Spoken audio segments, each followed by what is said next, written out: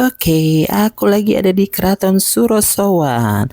Nah, kali ini aku ke tempat sejarah yang kedua.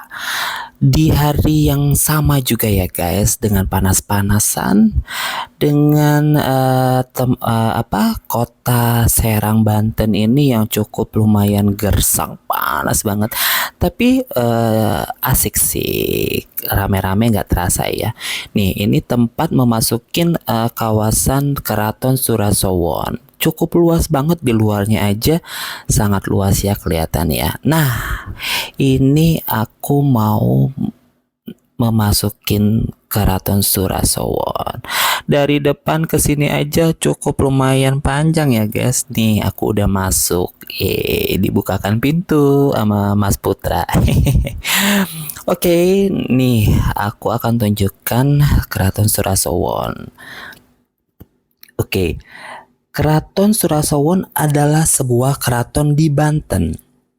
Keraton ini pertama dibangun sekitar tahun 1526 pada masa pemerintahan Maulana Hasanuddin yang kemudian dikenal sebagai pendiri dari Kesultanan Banten. Selanjutnya pada masa penguasa Banten berikutnya bangunan keraton ini ditingkatkan, bahkan konon juga melibatkan ahli bangunan asal Belanda, yaitu Hendrik Lucas Cardel, seorang arsitek berkebangsaan Belanda yang memeluk Islam yang bergelar Pangeran Wiraguna. Dinding pembatas setinggi 2 meter mengitari area keraton sekitar kurang lebih 3 hektar. Surasowon mirip sebuah benteng Belanda yang kokoh dengan bastion atau sudut benteng yang berbentuk intan di 4 sudut bangunannya, sehingga pada masa jaya Banten juga disebut dengan kota intan.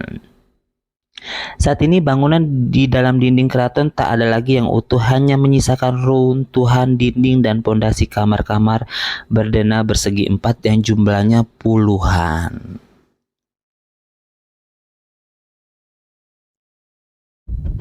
Nah, kalian tahu nggak sih fungsi dari Keraton Surasowon? Fungsi Keraton Surasowon lainnya adalah sebagai pusat kerajaan dalam menjalankan pemerintahan.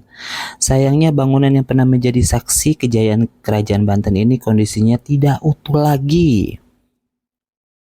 Sekarang, Keraton Surasowon hanya berupa puing-puing reruntuhan, pondasi ruangan-ruangan berbentuk segi 4 dan kolam karena dihancurkan oleh Belanda pada tahun 1813. Bastion keraton ini berjumlah 4 dan di antara bastion tersebut terdapat bangunan melengkung. Keraton Surasowon memiliki beberapa pintu masuk, tetapi saat ini hanya tersisa 2 pintu saja yang terletak di bagian utara dan timur. Pada bagian tengah terdapat bekas pemandian sultan dan beberapa kolam lainnya yang disebut Rara Denok dan Pancuran Emas. Sumber air pemandian tersebut dari suatu tempat bernama Tasikardi atau danau buatan yang terletak di sebelah selatan keraton. Saat ini sebagian besar sisa-sisa bangunan Keraton Surasowon telah terpendam di dalam tanah. Sisa-sisa bangunan yang masih dapat dilihat setelah dilakukan pemugaran antara lain tembok keliling, struktur pondasi bangunan, struktur lantai, saluran air, kolam pemandian. Nah, ini dia ya kolam pemandiannya.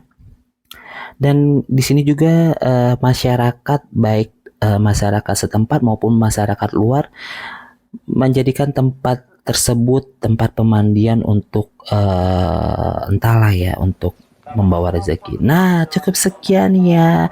Aku akan bikin vlog tempat ketiga. Jangan lupa di like ya. Bye bye.